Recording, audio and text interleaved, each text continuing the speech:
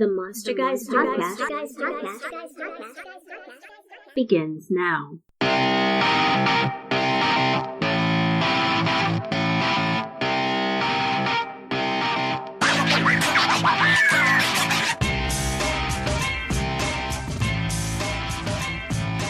Okay, welcome to the Monster Guys podcast, another edition. As always, I'm DC McGannon, and I'm here with my partner and co-conspirator in all things creative, C. Michael McGannon. How you doing? Fantastic as always. Good evening, everyone. Good evening to you as well. So today we have an interesting, if not controversial, topic to dive into. The topic of sex demons. Yay! Sex demons, incubi and succubi, ladies and gents. The incubi and succubi fame. We're going to talk about that. As always, you can catch more information about what we're doing at themonsterguys.com, our whereabouts, conventions that we're at, maybe book signings that we're going to. As well, we'll have show notes up at the website along with the podcast. So stay in touch with us there. You can contact us through the website there and find out more about what we're doing. We'd love to hear from you. And if you have any experiences with this or any of our other topics or any monsters in general, we'd love to hear from you. And who knows, maybe you'll be part of the show. Maybe your story will be a part of the show in the future. I'm always up for some stories of ghost towns and black dogs, if anybody's seen any recently. Nice. I have seen them, but it's just been really dark at night, so they looked like black dogs, and nobody was around, therefore it was a ghost town. Well, I'm not talking about that one poodle that we saw. Oh, okay. Well, poodles, in my opinion, are one of the most evil dogs on the planet, so I'd be more afraid of a poodle than I would a werewolf. Let's move on. Incubi and succubi, these creatures show up as early as, from what we know, around the 1300s, kind of on the tail end of the Inquisition, and I'm not sure, maybe that has something to do with their appearances. I think so, myself, yeah. Even people like St. Augustine was writing about these creatures. Thomas Aquinas was talking about them in some of his writing. Talk to me a little bit, because you were mentioning this earlier, some of their function according to myth, or more specifically, according to Christian religious thought. Well, so we jump straight into some of the wackier sides of this particular monster. A lot of people believe that there were incubi and that there were succubi and that there were two totally different creatures. Some people believe that they were actually a shape-shifting demon that were one and the same. But one of the things that people believed about these sex demons is that they would actually try to create demonic children through humans because they couldn't have their own children. But the thought behind this was that the succubus would actually go and have sex with the human male while he was asleep, capture the human seed, and then she would either transfer it to the incubi or she would become an incubi and then go impregnate a human female. By way of shape-shifting. Yes. And thus you have the existence of both. Yeah, you do. And it's interesting to point out that these demon children were cambion, a topic that we all actually get to in another podcast. It's a very fun topic, but one cambion that everyone should recognize is actually... one of the more popular in mythology and history. Merlin, the wizard. But we'll get to that another time. Yeah, we'll touch on that. We're gonna stick with our topic at hand, the incubi and succubi today. We're going to break this down in a couple different segments. And the first one we're going to talk about is the religious aspect of the incubi and the succubi, which, in my opinion, is probably the most talked about over the years and the most discussed. Definitely. I think you almost have to start there before you can get into anything else. Yeah, so we have two different breakdowns, essentially, in the religious category, if you will, and they're on both extremes, extreme opposites, and that being of the Christian viewpoint, or the Christian experience, and the occult viewpoint, or the occult experience that we're going to talk about. And literally, I mean, these are polarized viewpoints. These are on the opposite end of the spectrums. There's no real meeting in the middle here, except for the fact that we're talking about the same creature on both sides of that line. But let's start with the Christian perspective. Basically, from this religious viewpoint, the incubi and succubi, the Christian thought, or the Christian teaching, or the Christian religion, opposed these creatures, and this is how I say it, they opposed these creatures to the extent of creating these creatures. Well, right. When you go around and just holler so loudly that you should stay away from these creatures, you should be aware of them, and you should hate them with all of your heart and soul. At some point, that's all people can think about. You're going to start... it's like telling people not to think of an elephant. What are you thinking of right now? You're thinking of an elephant. You're going to think of an elephant. So, I mean, the Christian thought and teaching, if you will, was that these things exist and you need to fear them. And as a result, and especially back in the Dark Ages, especially back in the Middle Ages, people were living in fear constantly. Which we'll touch on that fear a bit later. That actually, I believe, is part of what caused the psychological side, which again we'll talk about later on as well. Yeah, but if you're constantly living in fear and you're being taught by people you respect and people that you follow or people that you're afraid of that this thing exists and it's going to show up in your house tonight and cause untold atrocity or torment, you're going to get to a point, if you're living in fear, that you believe that and you are going to create that experience. Definitely, and I think that's part of what led to the church using this as an excuse almost for a couple different issues. In the middle of the Inquisition, they kind of started pointing fingers and saying, hey, you were attacked by this person, we can see it in the shape of your ears or the shape of your teeth. Yeah, and it goes back to, we've had this discussion before, the proverbial witch hunt throughout the ages that, especially in the Christian religion and in other religions as well, but most prominently recorded throughout Christian history, how basically you can point a finger and find anything you want wrong with somebody, and all of a sudden they're a witch, so you burn them or drown them. That is very true. Using a broom just to dust out your house. I mean, what else? They're not going to use it. Yeah, I mean, who else? What else did they have? I mean, they didn't have, vacuum cleaners back in the 1300s. I mean, that we know of. That we know of. Of course maybe the Egyptians did. Who knows what those guys had. But, going back to the incubi and the succubi from the Christian standpoint, they used this story, they used this creature, this demon, if you will, as an excuse. And you mentioned this as excuse for several different things. One of those things was discrimination. Yes. Again, the whole witch hunt was happening at that time, and if a certain person in that village was not liked, and hey, this person is being possessed by an incubus or a succubus, so let's, get rid of them. But I think you also have to mention, it was very prominent in the villages, but I think the whole legend of the succubus was actually more prominent inside church walls and monastery walls with monks and nuns. Yeah, which leads to another one of the excuses, and that being victimization and cover-ups. I'll just kind of lump those two together. Yeah. Within the walls of that religious institution, incubus and succubus were used as excuses for victimization. Yeah, I mean, you have a lot of stories of nuns who suddenly became pregnant and nobody knows how. So it was the thought of, oh, well, it must be the demons attacking them, these poor spiritual women. Well, I have a pretty good idea how. Yeah, I think we all got that. Okay. I just want to clarify that because I don't want to leave anybody hanging there and in the dark about what was actually happening. And you also have monks who, they say their chastity was being tested because these demons would come to them at night and tempt them.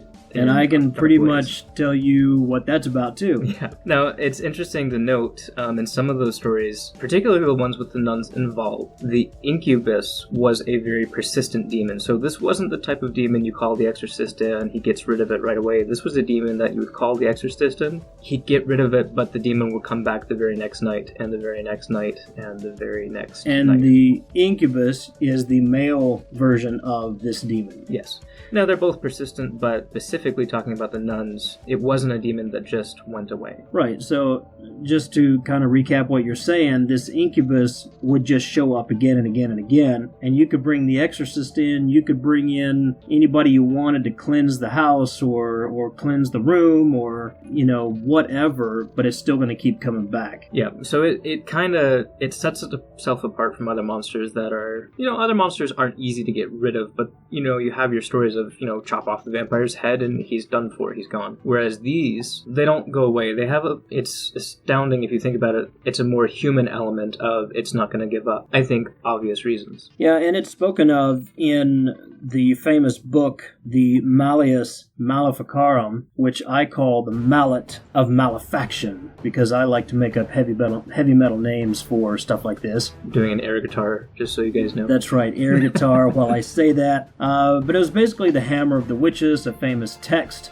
historically that was written on how to deal with certain entities, and the Incubus and the Succubus were two entities that there were instructions on how to deal with them. Yeah, that was how it presented itself. It said that it had instructions on how to deal with them, but what you got were more stories of what these people went through and how they kind of sort of got rid of them. Yeah, so basically the two main ways to get rid of them, according to this text, was either by confession or exorcism. So we go back to the story of the nuns who were constantly being victimized night after night by these demons, air quotes there, and either they had to confess to some sin and thereby be punished, or they had to be exorcised. Yeah. And so the exorcist would come in and do this thing over and over again, but it wouldn't go away. And we all know why it wouldn't go away, because there was nothing wrong with the nun, probably, but who was coming to visit the nun each night. Yeah, and that book is extremely hard to read as well, because it's very,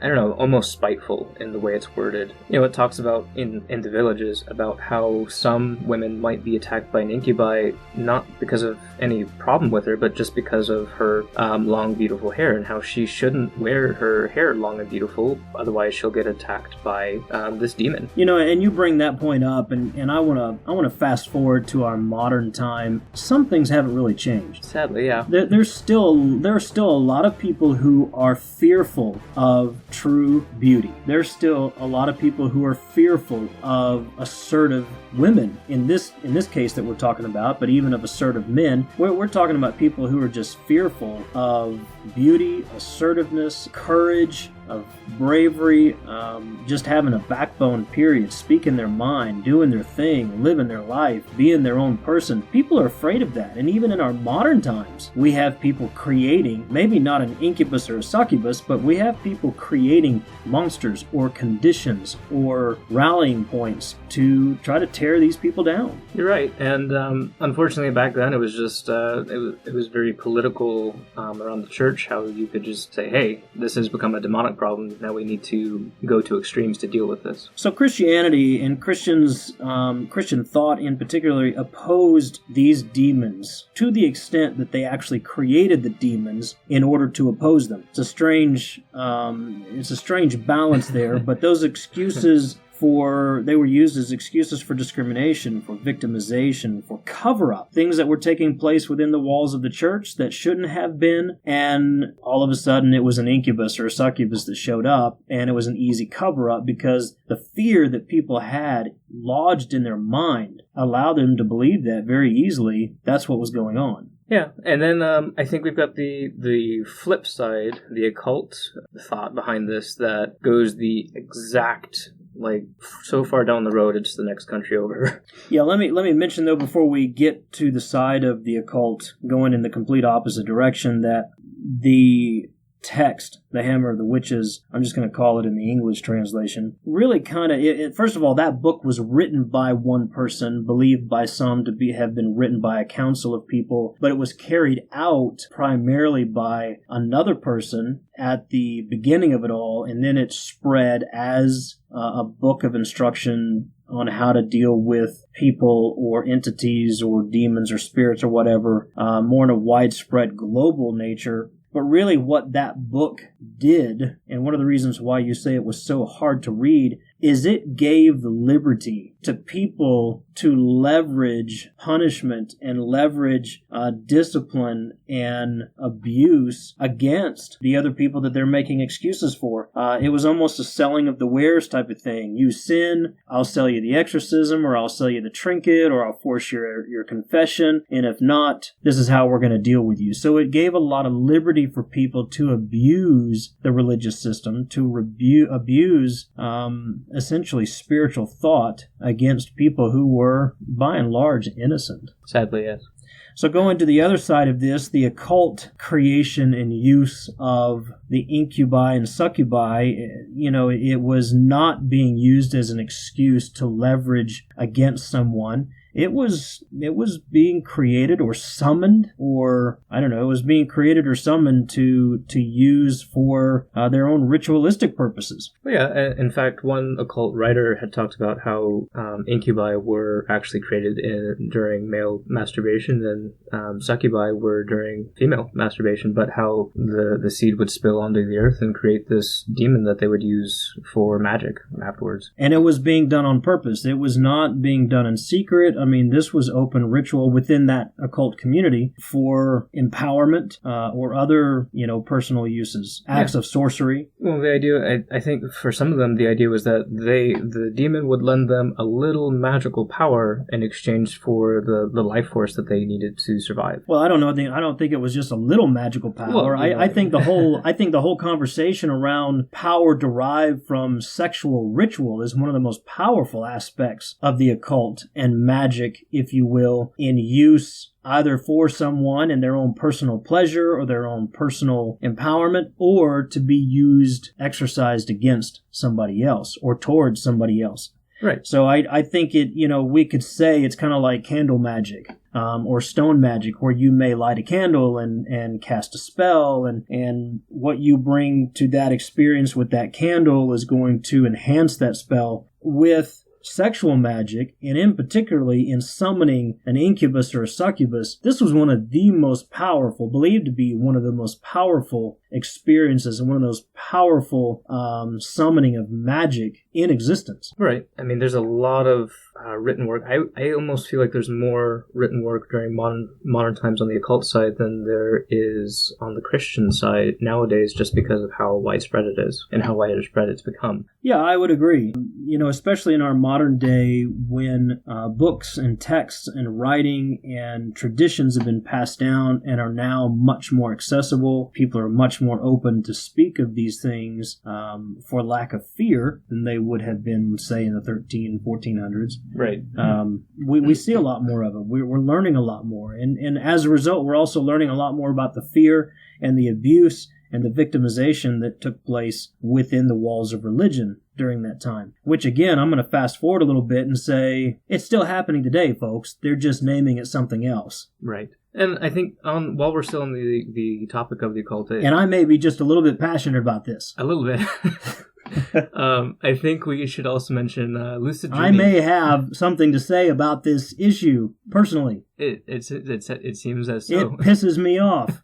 And rightly so. And like I said, it was hard to... Don't let me confuse you for being apathetic or quiet on the issue. Like I said, it was very hard to do some of the research that we did. Are you trying to move on? No, I'm not. It was a difficult topic to cover, not because the stories are very interesting, but just seeing some of the crazy thoughts that went on behind some of the writing at that time. It was a little... Well, just like some of the stuff that would tick you off or upset you about stories of today, it's the truth behind the stories that really get to you. Yeah, and it's interesting to see the flip side when we go from, this European region to where we'll go later into some of the Eastern stories that match up with the succubus and the incubus. It is interesting to see how those cultures have a different mindset on these types of demons. Yeah, before we get to that, though, let's talk a little bit about the psychological aspect of this creature or this phenomenon, if you will. And more specifically, you can kind of break this down from the psychological aspect to the topic of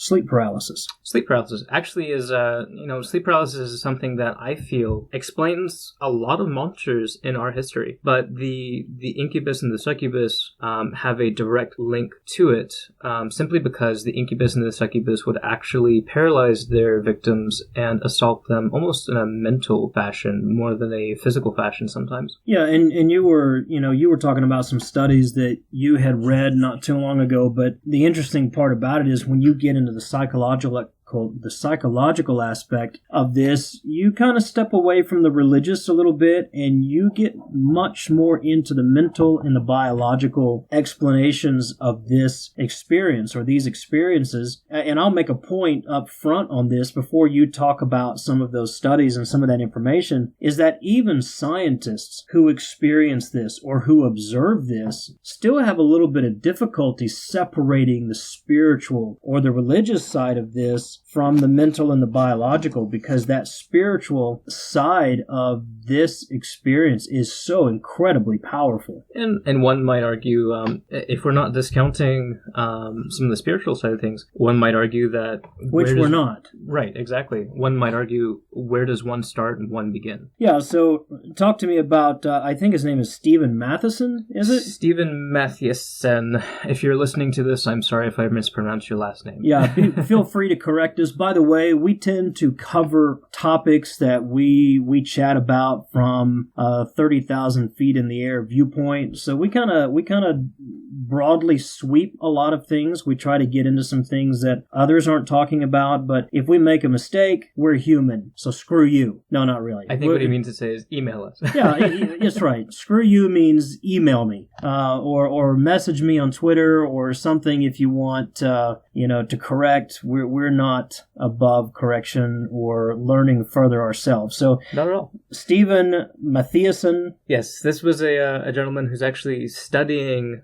sleep paralysis and the hypnopompic and hypnagogic hallucinations that... Those are big words. I have trouble with those words. I'm glad you said those so clearly. Basically, those are the hallucinations that happen... but then you stumbled on hallucination. It has more syllables. I said that one better. I get tongue-tied sometimes, ladies and gentlemen, if you hadn't noticed. But basically, this guy studies these experiences, these hallucinations that happen before and after we fall asleep. And he has a personal interest in it because I think he was talking about what originally led him to that field of study was an experience he had one night in which his body was paralyzed, but he was awake, and he was looking at the ceiling fan, and all of a sudden this skull appeared in front of his face. And pretty scary. Very scary. If I remember correctly, this skull was attached to this green vine thing, and he looked... Listen, if I woke up and there was a skull looking at me from the ceiling, I don't care what it's attached to, I'm going to be a little concerned. Well, it gets even crazier. Oh, okay. So this skull was actually attached to this green vine that was reaching all the way from the corner of his bedroom from his potted plant. So this potted plant was basically... Is this Little Shop of Horrors? So this kind of gives you the realm of imagination that... If you can imagine what a succubus might have looked like to somebody back then in that same realm of hallucination, that would be terrifying. Terrifying indeed. But anyways, so he got interested. He was a scientist, so he was like, there must be a reasonable logical explanation for this. So he went... Because, of course, there's always a logical explanation not for always. Everything. Not always. But, he started to study these things. How do you know? Know what? That there's not always an explanation. Boom, gotcha. Okay, keep going. His studies... So anyways, I'm actually going to break away from his studies. That was just his personal experience. He's got a lot of interesting content out there, a couple of books on the subject, with some of his students as well. I'm going to go into another study that kind of took from several different research projects on sleep paralysis, because there are quite a few out there, and they all have numbers that are slightly different, but they match up. So two guys went and actually crunched some numbers and came up with the following. According to them, 8% of the population in the U.S. actually experiences sleep paralysis at least once in their life. Narrowing the lens down a little bit, they looked at students of colleges, they looked at doctors, of people who work in high-stress environments, and that 8% jumped to a 28% number. That's a pretty big jump. It is, and it gets even higher here. People who have post-traumatic stress disorder or who have experienced some other traumatic life event, it jumped to 65% of those people experiencing these nightly issues, or this sleep paralysis, almost nightly for some of them. So what you have is, studies suggest that people who are under stress or who have poor sleeping habits or just are going around the clock are more likely to run into this. And it's basically what's happening is your mind is still in REM, but your body is... your mind is starting to wake up, but your body is starting to wake up. It's still paralyzed from sleep, though. It can't move. So your body's paralyzed, your mind is going at an astounding rate with all of these very imaginative visions running through its head. And you just see whatever comes to mind at that point. Most people experience like the shadow person, or these loud noises approaching them, coming towards their bed, and they can't move because of it, which of course makes it worse. Makes it a lot worse. And, you roll out the numbers about the increase in percentages based on the level of stress or anxiety in a person's occupation or their lifestyle. And let's rewind back to those dark ages and some times earlier in history where the stories of the incubus and the succubus are much more prominent, maybe, than they are today, because those people were always living in fear. You had a lot of different things to be afraid of that were different than today's fears. People were constantly in states of fight or flight. They were concerned about monsters in the woods. They were concerned about the stuff going on in the church. And just the Inquisition alone would give most people. Yeah, the Inquisition alone, the stories of these demons showing up in your house that their religious leaders are throwing at them, kids disappearing. There was just so much to be fearful of, and it was just an era where people were fearful for no reason at all sometimes. Yeah, and it's interesting. I was actually wondering if anybody had done a study on the Middle Ages and sleep paralysis. And we're spitballing here. I think it's safe to say that they were very stressed out people back then. But the closest I could find was actually in Persia, a confirmation that people were experiencing this phenomenon back then as well, and getting some pretty crazy results out of it. Yeah, but in that time, I think that you're speaking of is when they started to recognize the difference between, say, a spiritual fear that was coming through religious thought versus a mental and biological experience that people were having, and being able to put an explanation on those things. That is true, and even in the Malleus Maleficarum, they did talk about how... the mallet of malefaction, ladies and gentlemen. They did talk about how one physician actually said, no, this woman is not being afflicted by a succubus, she's just mentally unstable. He didn't use the word mental illness because it wasn't there at the time, but they actually did start recognizing around that time that some people are not being affected by demons, they were just having these mental issues. Which they were probably not very popular people. It was a very small note in a much larger passage. Yeah. So, rewinding back to those times, you had a lot of people in fear for various reasons. Fast forward to our modern era, and you still have a lot of people living in fear. Some of the same reasons, with different names on them, wrapped in different packages, put under a different Christmas tree, if you will. But there's a lot of fear still today. We live in a very high-stress world. A lot of anxiety, a lot of war, fear of travel, fear of disease, fear of this, politics, all the stuff going on in the media. You're just bombarded with fear. So I still believe you have a higher percentage, well, you said about 8% of the population in general experiences this, but At least once, yeah. Yeah, okay, well, my wonder is this. Is it much higher, but we just give it different names? And because of our scientific explanations and because of our medical diagnosis, does that percentage decrease a little bit just because we've been able to portion them out into different categories? I think that's actually... I'm kind of glad you said that, because some people use lucid dreaming to try to recreate some of these results. Lucid dreaming, some people try to get to REM faster, and some people actually try to recreate the succubus and the incubus experience. Some are happy with the results, others are regretful of it and say never to try it because of what they experienced. But I don't think those are taken into account for some of these studies. So that's a good point. Yeah, and pressing that button again, I still believe you get out of a situation what you bring to it. Very true. Lucid dreaming is a very popular trend. Again, people trying to tap into that, and I believe a lot of people are getting messed up in that experience. Some are coming out okay, but again, what you're going into it and those expectations and what you're bringing to the table is going to form a lot of your experience. But I wonder if we have an even higher percentage of the population experiencing what would have been called attacks by incubi and succubi hundreds of years ago, that percentage today is much higher because of the level of stress that people are in, because of the amount of negative experiences that people are having. But they can go to the doctor, get a rational explanation, go to a doctor and get a diagnosis, take some medication, they don't call it incubi and succubi. They might call it by a different name, but it's still kind of wrapped up in the same experience. We don't look at it the same way. So I wonder if we have a lot high, like just for instance, PTSD that you mentioned, I think, with some of those higher percentages, my gosh, we've got a tremendous amount of population comparatively that are living with that condition and with that turmoil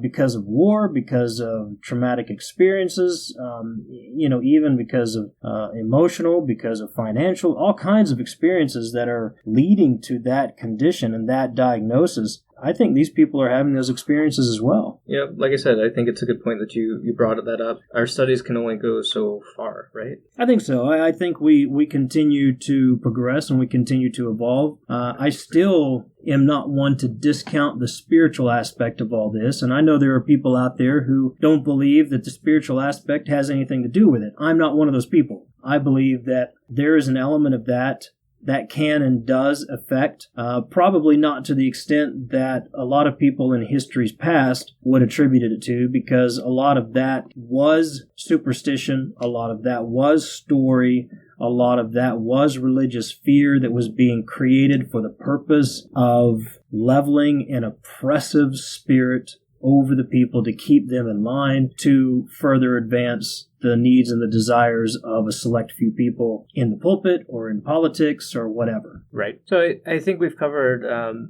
we've gotten through the religious side and the psychological side, but something that we always like to do here at the Monster Guys is show that a monster is not stuck in one spot. Usually when you have a monster in one place, you've got an equivalent somewhere else, and the succubi and the incubi are no different. Yeah, culturally, we find them all over the world, right. and throughout history all over the world, not just in one particular point in time, but we have the equivalent to the succubus and the incubus in many different countries, if not every country around the world. Yeah, I am one who believes that you do have every monster in every country if you just take the time to cross-reference them. Yeah, so some of those, and of course, let me start at what some believe to be the origin of this story, and that's in Jewish mysticism, particularly in the Kabbalah, and with the personage of Lilith. Lilith, who actually spawns not only succubi and incubi, but also a lot of people believe she is the mother of all vampires. Yeah, she's the most famous succubus, if you will, historically. Believed to be the first woman, whereas some people believe Eve was the first woman. Many people believe Lilith was that person, and she became a succubus after leaving the Garden of Eden and had sex with the archangel Samael. Going into the whole Watcher thing there. Yeah, so you kind of move on from that, and you've got a lot of story, you've got a lot of history, you've got a lot of mythology that comes from that particular cultural reference. Oh yeah, branching out through Europe, you have the night hags, who are old witches, old crones that would get on people's chest at night and actually ride them like a horse. Yeah, and I actually believe that. I think it's my own personal opinion. No validity here from a scientific research standpoint, but I believe the night hag and that visual, that image, that thought about that creature is probably the more popular and more readily accessible image of what we're talking about culturally worldwide. I know a lot of times when I think, or I talk to people about succubus or incubus or night terrors or sleep paralysis, they have this image of that hag sitting on somebody's chest, pinning them down to the bed. Oh yeah, you've got the night hag. You also have your original Slavic vampires, not blood-sucking creatures, but your energy balls that would fly over people and hover over their bodies and again drain the life force from them. Yeah, the Russian vampires and the Strigoi. Mm-hmm. You also have, branching out towards the Middle East, you have the Arabic, the Mara, who is actually where we get the term nightmare. Nightmare. And this was a demon who did the exact same thing. Came from caves, but actually would jump on people's chests and just drain their energy. And you even going so far as to Eastern India and then Japan, you have these women who, the Yakshini and then the Hone Ona respectively, but these women who would traverse lonely roads at night, they'd find men, seduce them, and then become this monstrous creature that drains the men to a husk. In fact, in India, it talks about how the Yakshini would take people back to a tree, and if you went and visited that tree the next morning, all you would find was a bit of human flesh drained to a dry piece of skin and some toenails and fingernails left behind. That's appetizing, very much. Well, if you're a monster, I'm sure it is. Yeah, so very interesting cultural references. You even have the jinn, or the genie. Yes, you do. That is very reminiscent to this particular and creature. Going back to, I almost forgot, going back to Russia, you actually have even the domovoi, who is a good house spirit. The domovoi has a reputation if somebody in his household is becoming violent, like let's say the husband becomes abusive, he'll actually, before this happens, he'll start tugging on the woman's hair at night, or he'll start like patting her shoulder with these, almost to be like a small punch, to foretell of this happening. And there are a couple stories of him sitting on top of people and strangling them at night to kind of give these prophecies that, hey, you need to watch out, something's about to happen. Taken in a very different tone than your sex demons, but the situation is almost the same. So going back, from the religious aspect, you have the creation of the incubi and succubi in Christian religious thought, almost offering a convenient "the devil made me do it" excuse for anything from victimization of, like in the stories of the nuns that were recorded, to common villagers that were abused sexually or otherwise. So this story of the incubus or the succubus could be blamed a lot easier than a priest or a monk or a religious leader of some form, or even a political leader, and used to explain away unwanted pregnancies, incest, or even, let's just call it what it is, wet dreams. People might wake up in change of life experiences and, hey, you're being attacked by a succubus. You need to be punished. You need to be disciplined in order to exorcise that demon from your body, so that you can be purified. Pretty scary extremes there. And on the opposite end of the spectrum, we have the occult use and summoning of the demon for personal power, or for the power used in ritual magic, so on and so forth. You move on to your psychological explanations and research surrounding this, and it all becomes very, very interesting, very intertwined in a lot of ways. Like you said earlier, where does one end and one begin? You've got cultural references to the incubus and the succubus all over the world throughout all of history, and I believe personally there's a lot more of the experience going on, particularly with sleep conditions and mental disorders and stress-induced conditions, than what we actually, I think, are finding that are being reported. So this is a prominent creature, pretty pervasive monster, if you will. More so than I think most people realize.